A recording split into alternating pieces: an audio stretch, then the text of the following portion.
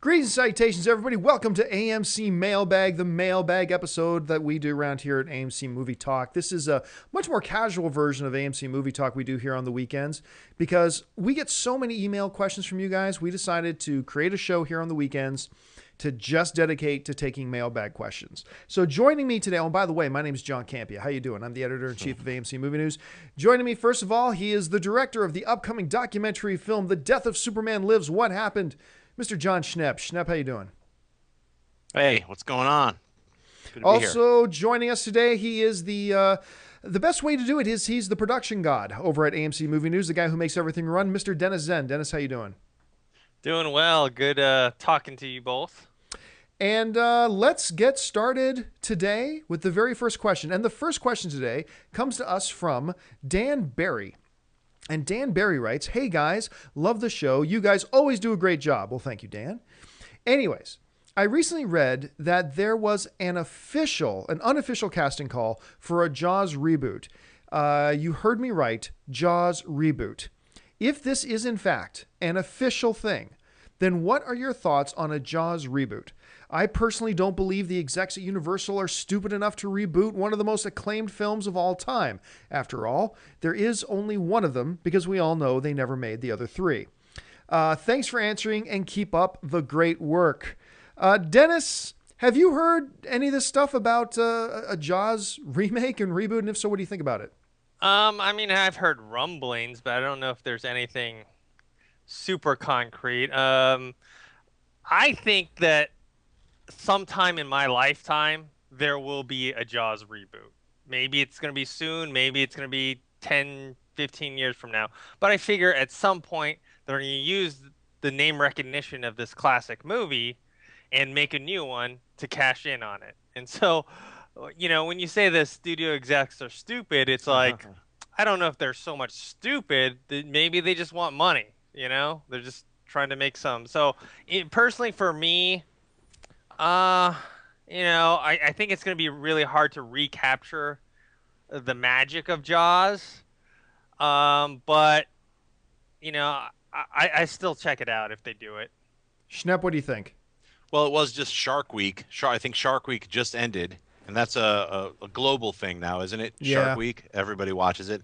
You got Sharknado. A lot of people are thinking about sharks. There was a photo yesterday of a shark inside another shark's mouth.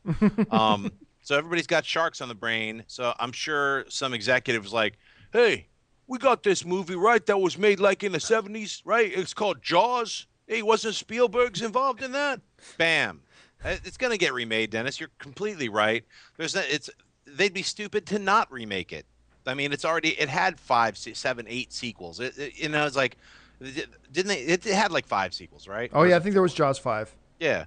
I mean, so, like, you know, why not remake the original Big Daddy of all the shark movies, Jaws? It just makes sense. So, you know, it's going to happen probably before your late retirement, Dennis. I'm like, in my lifetime, probably in a year is probably what's going to.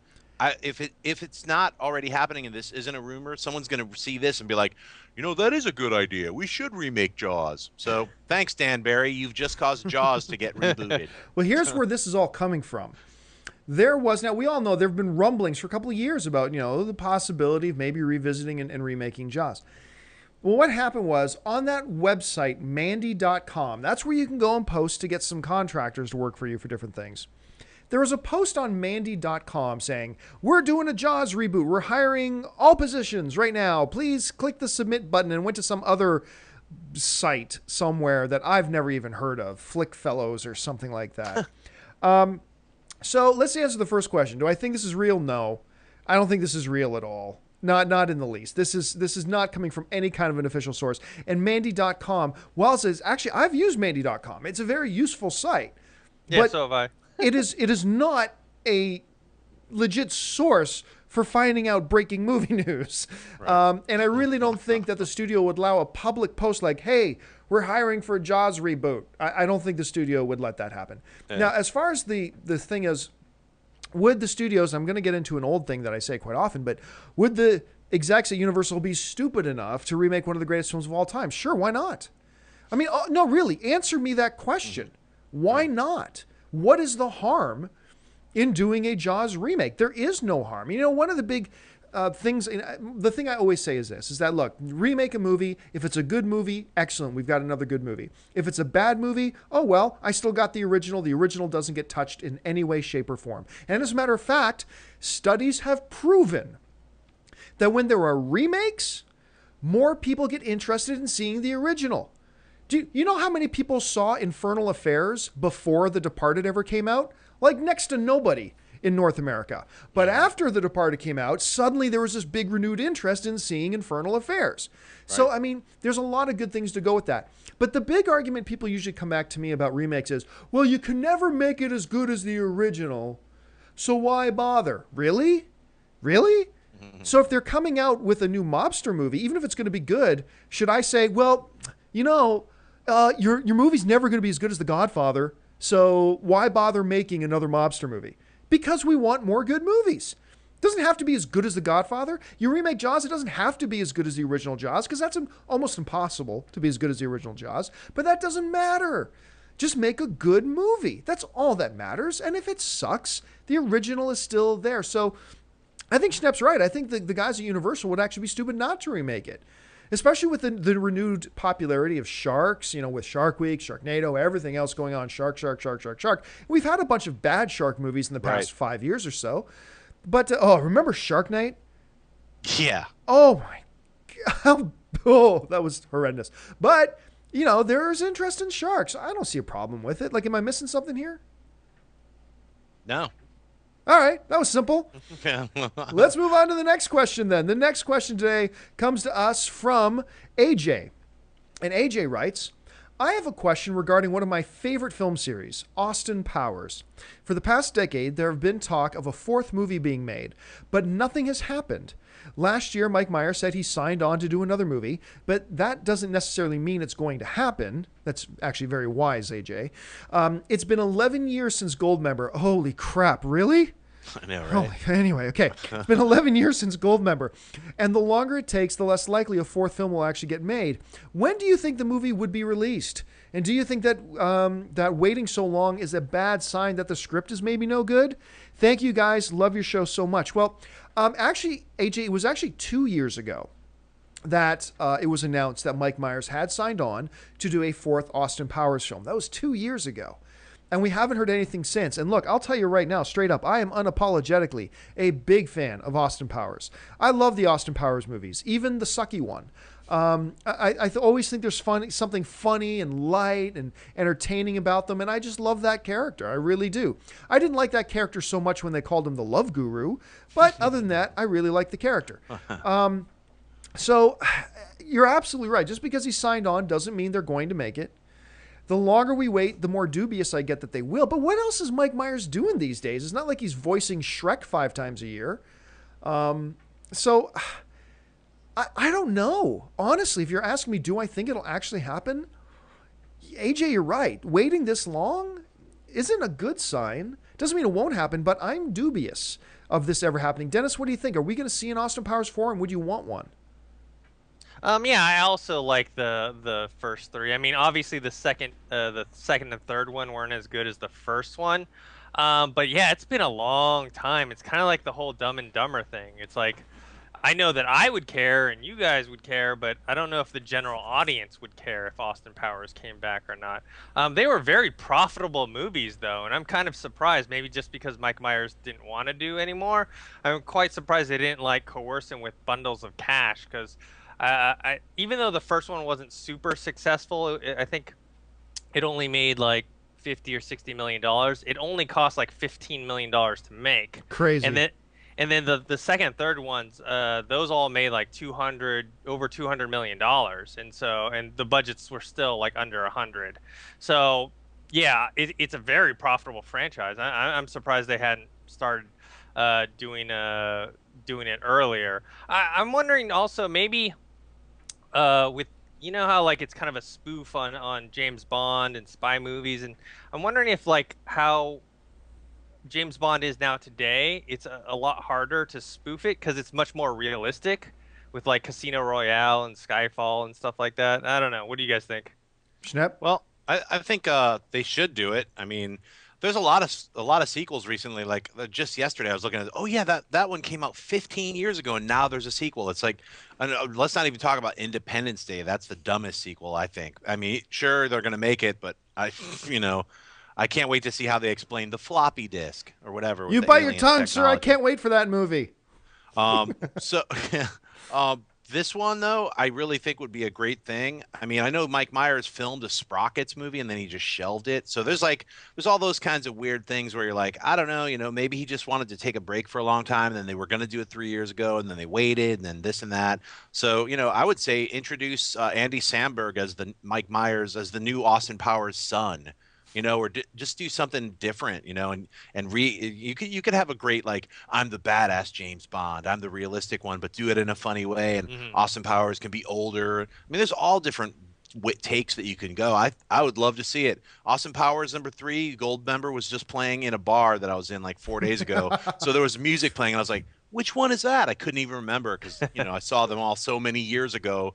I was like, once Beyonce showed up, I was like, oh right, it's the third one. But they're all funny. So My single favorite moment, or at least funniest moment that I think I laughed the hardest at out of any of the three films, comes in actually that third film. And it's when Mike Myers' dad, played by Michael Caine, who was perfect for that, by the way. that's right. And the great line is this, and I always laugh when I ever think about it. There are two things, I'm going to do my bad Michael Caine voice. There are two things I can't stand. One, those who are intolerant of other people's cultures. And two, the Dutch.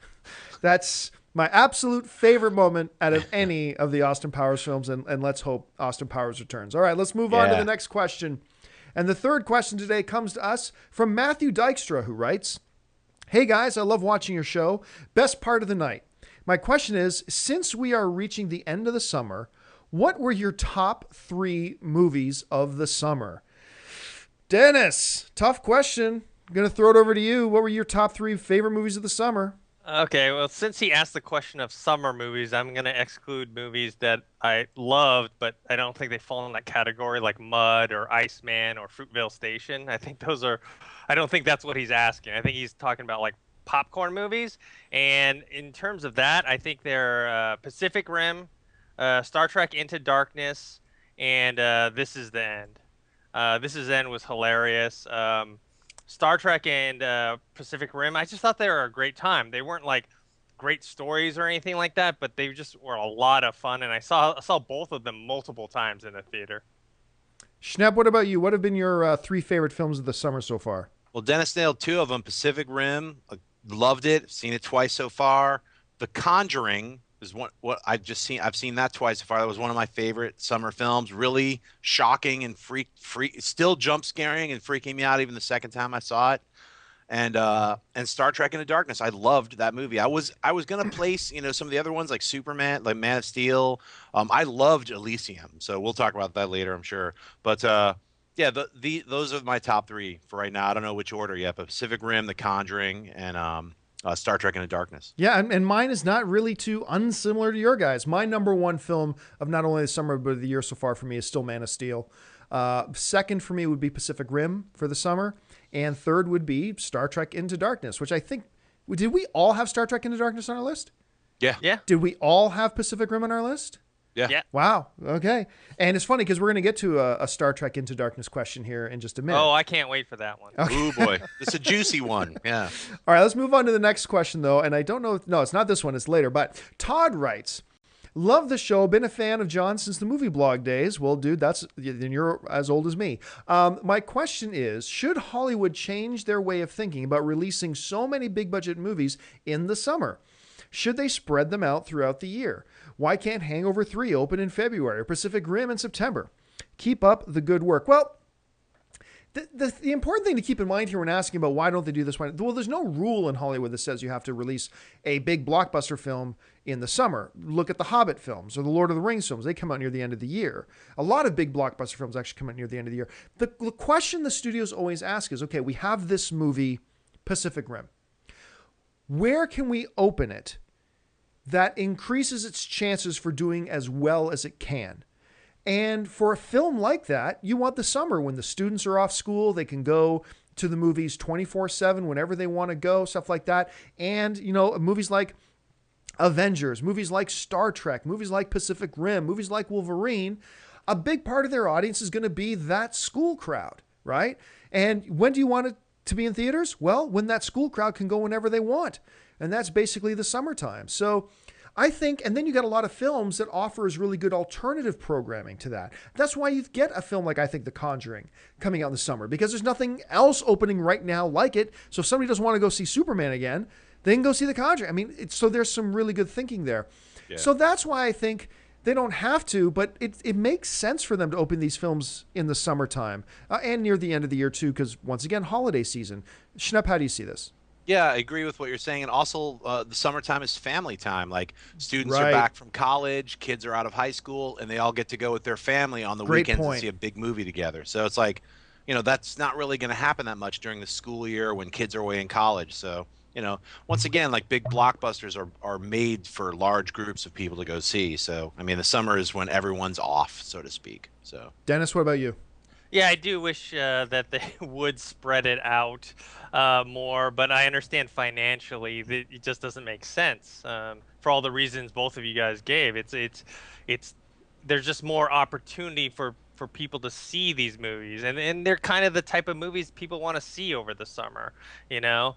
And I wish that they would at least spread it out, because I feel like there's some good movies, good popcorn blockbuster movies that have been released that didn't get as much attention or love, Pacific Rim, that they could have if they were, you know, marketed better and put in a better position. Right. I mean, there was just too many.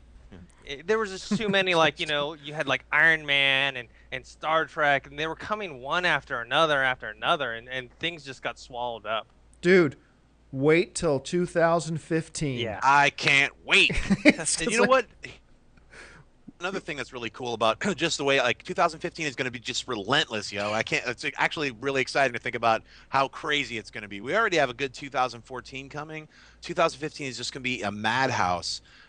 But here's the release schedules of, like, once these films have gone through their summer, then they all come out for us. For if you didn't see it in the summer at the theater, you're going to be able to rent it November, December during the holidays, another holiday season. All those movies of the summer all start getting dropped out on DVD. Yes. VOD. But I should reemphasize this so you know. People who wait to watch movies on DVD are freaking losers. Winners go to AMC theaters and go and watch the movies there, because that's the way movies are supposed to be watched. I just wanted to throw that in there. Yep. No bias whatsoever. All right, let's move on to the next question. The next question today comes to us from Andrew Farker. So many ways I can mispronounce that. Writes, "Hey guys, love the show. On an earlier episode, John said he thought that Warner Brothers already had their Batman chosen. Do you guys think this is true? And who do you think the actor WB has chosen? Thanks so much. Keep up the good work." Just for those of you who don't know what he's talking about, yeah, some time ago, it was shortly after the announcement at Comic-Con that the next Superman movie would have Superman and Batman in it together. And I said, I believe, and I still do, I believe this. I can't back this up, so don't run with it to say it's official. It's because it's not. This is just me speculating. I believe Warner Brothers already knows who their next Batman is. I firmly believe that. As far as who it's going to be, other than not Christian Bale, I don't really know, to be honest. I think a lot of the names that have been bounced around have been pretty good names. I'm not a big fan of the Josh Brolin one because I'm not a big fan of Josh Brolin. But other than that, I think there have been a lot of good names mentioned. I think there are many win situations out there for us as fans. I don't believe there's one guy out there who should only be chosen for Batman. I think there are a good 10, 11, 12 good solid choices out there for us. I don't know who it is yet. So yes, I still believe they've already chosen him. I just have no clue who it is. Dennis, do you think they've chosen him already or not? And if so, do you have a theory who they might pick? I don't know if they've chosen anyone or not, but I have a feeling that they're gonna pick someone that's less known. You know, like I've been saying, I'd like to see Carl Urban, Guy Pearce, or Luke Evans. I think would be great, but I think they're gonna pick someone that's like kind of lesser known, kind of like how Henry Cavill was, and thrust that person into the spotlight. Schnepp? Yeah, I would tend to agree with you that they've already got the contract written out. He's got a three-picture deal and a Batman trilogy spin-off. Who it is, who's the lucky Batman? I don't know. I'm not going to speculate. I think Josh Brolin was, I think he's an inspired choice. It's not because of Jonah Hex or Men in Black. I think he's like No Country for Old Men. Like, I mean, he can play different roles. So, I mean, regardless of like, some of the stuff you read about him outside of his acting career, his actual acting is really kind of spot on. So I think he'd be a great Bruce Wayne as well as Batman. So All right, let's move on to the last question of the day, and probably the one that's going to take us the most time. And the question comes to us from Oberst, who writes, "Hey, John and the AMC Movie Talk crew. I love the show and I watch it every day. I just wanted to get your thoughts on Star Trek Into Darkness being ranked last of all the Star Trek films at the annual Star Trek convention in Las Vegas. Fans booed the film when it was announced, and one guy said it shouldn't even be considered a Star Trek movie. I think this is the case of hardcore Star Trek fans just being upset because it didn't stick close enough to the source material. This feels very much like the problem people have with Iron Man 3. I really enjoyed Iron Man 3 and Star Trek Into Darkness, and I believe there are much worse Star Trek films.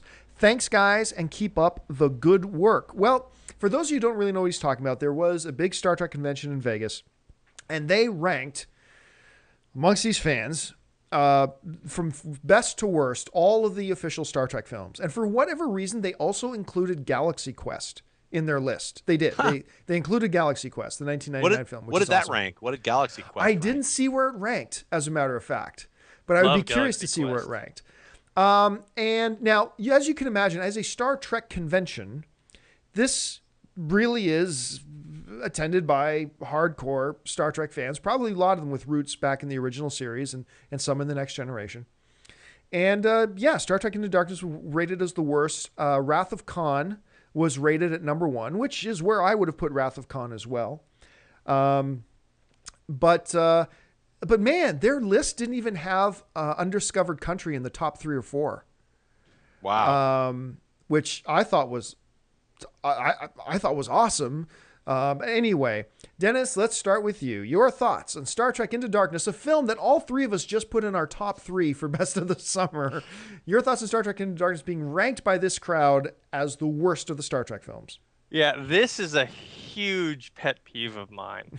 I hate this kind of blind, loyal fanboyism that like pervades comic books, video games, and movies, where like if something isn't, close to or is just like the original, they hate it. I mean, it's crazy. How could you put a movie like Star Trek Insurrection higher than Star Trek Into Darkness? It's crazy. That movie never should have been made.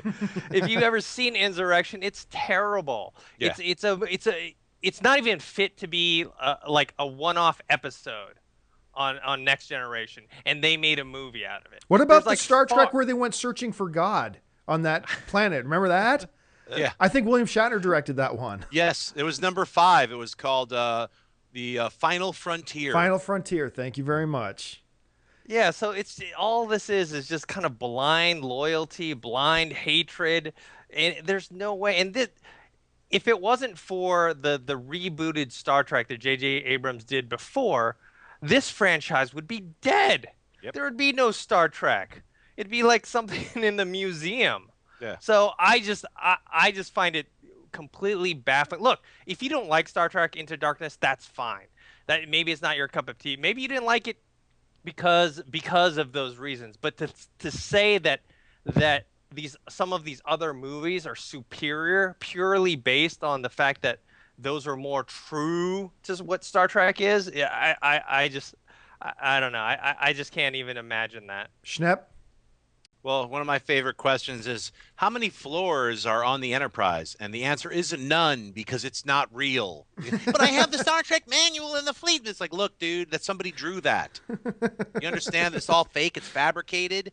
So I have beefs with Star Trek ultra sweaty super nerd geek fans who are like, the dilithium chamber should not have been placed. Scotty would have never abandoned. It's like all these things that they had a lot of anger towards in this Star Trek Into Darkness, let alone, I mean, there's so many, a myriad of different like problems that the pure Star Trek fan had, that someone who's like, look, I just accept it as a fun movie.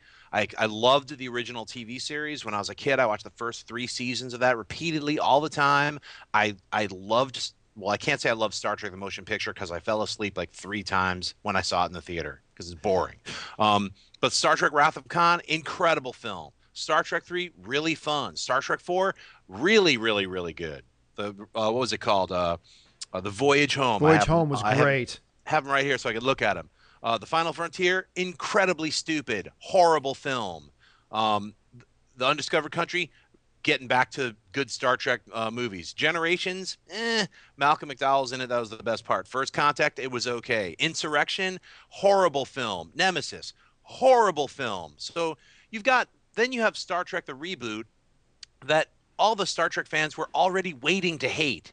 They were waiting to hate because it takes place in a pocket universe where they're like, how come it's not part of the mythology? They were just waiting to hate it. So that's what happened when Star Trek came out. It was a giant hit with the regular population, and that because people who wanted to see a newer version of Star Trek that wasn't mired in this strange like multiple universes, and like I just think the Star Trek universe that existed at the time got weighed down by the weight of all the manuals that you had to read to understand what universe you're in. So I think that stripping it down a little bit, cleaning it out a little bit was called for anyway. But what I think really angers a lot of pure Star Trek fans is that this takes place in an alternate universe. So all the stuff that they've spent all these years learning about and reading about, well, the dilithium crystal chamber it doesn't matter anymore.